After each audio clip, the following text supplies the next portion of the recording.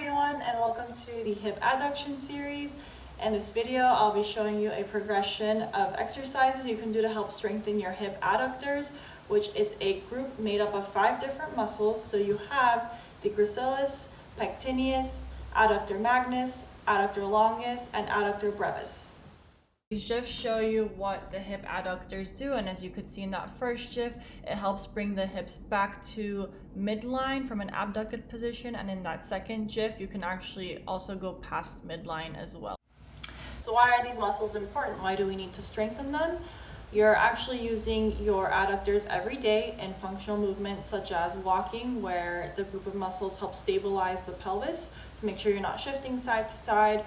And if you want to progress to things like running or playing sports such as hockey, soccer, baseball, golf, you do need these muscles for both strength and quick power movements, so when you're kicking a ball, or for rotational power. Now that you know why these muscles are important, let's get to it. First up, we have the ball squeeze.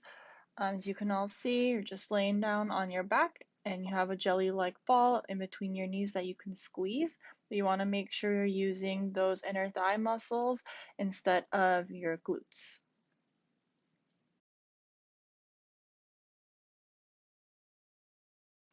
Once you feel comfortable with that, move on to the side-lying hip adduction exercise, where the top leg is crossed over and resting while the bottom leg is doing all the movement, making sure that pelvis stays facing the ceiling to avoid any rotation.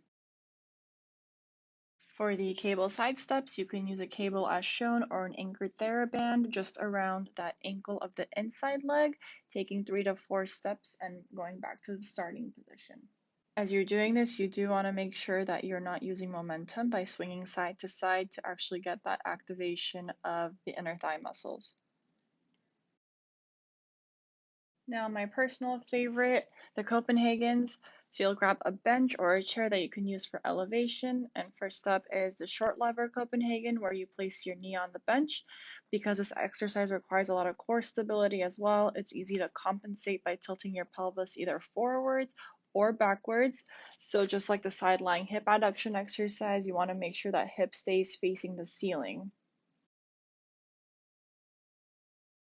For my physics nerds, the shorter lever arm requires less force than the long lever Copenhagen, as demonstrated in this clip. This time the ankle is placed on the bench, but the movement pattern remains the same. Only now the adductors have to work a little harder because of that longer lever arm. If you really want to challenge your core stability, try the lifts instead of the holds, where that bottom hip drops down to the floor as you use the inner thigh muscles to lift yourself back up, keeping that top hip facing the ceiling. Thank you all for joining me today. Give these exercises a try and let us know how you like them, and we're looking forward to seeing you next time. Bye!